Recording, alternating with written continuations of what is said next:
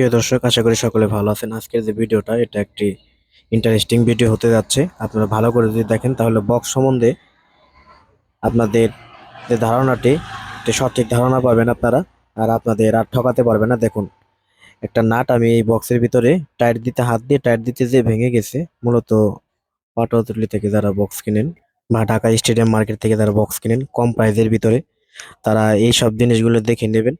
মূলত দেখুন, উপরে কিন্তু একদম লোহার মতো তারা কালো কালার করে রাখে, কিন্তু এটা কিন্তু একদম প্লাস্টিক। উপরে আপনি যদি এলকি দিয়ে যদি নাটটি যদি টাইট করতে যান তাহলে কিন্তু প্যাচ খেয়ে যাবে। মূলত দেখুন, ভিতরে কিন্তু কালো দেখা যাচ্ছে।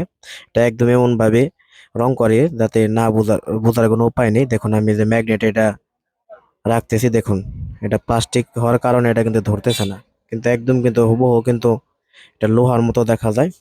তারা যে 5 টাকা করে যে নাট দিবে সেটা আসলে দেয় না। তাহলে বুঝুন যে কিরকম বাজে বডি তারা তৈরি করে।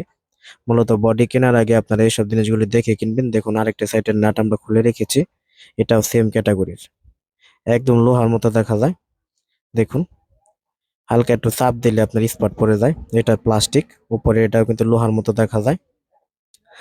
মূলত আপনার অরিজিনাল যে লোহা, এটা আপনারা দেখলেই বুঝতে পারবেন। দেখুন, আপনাদের দেখাবো এখন। এই যে অরিজিনাল লোহা যেটা, এটা দেখুন, এই যে 3 মুড়ে কিন্তু কাটা আছে।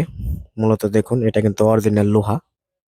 এটা যদি আপনি যে বাটাল দিয়ে চাপ দেন তারপরে কিন্তু সমস্যা হবে না, কিন্তু ভেঙে যাওয়ার কোনো সম্ভাবনা নেই। আপনাদের যে ভিডিওগুলো যদি ভালো লাগে অবশ্যই লাইক, কমেন্ট, শেয়ার করে আমাদের পাশে থাকবেন এবং চ্যানেলটা সাবস্ক্রাইব করে সাথে থাকবেন, যাতে আপনারা নতুন ভিডিও আপলোড করার সাথে সাথেই পেয়ে যান।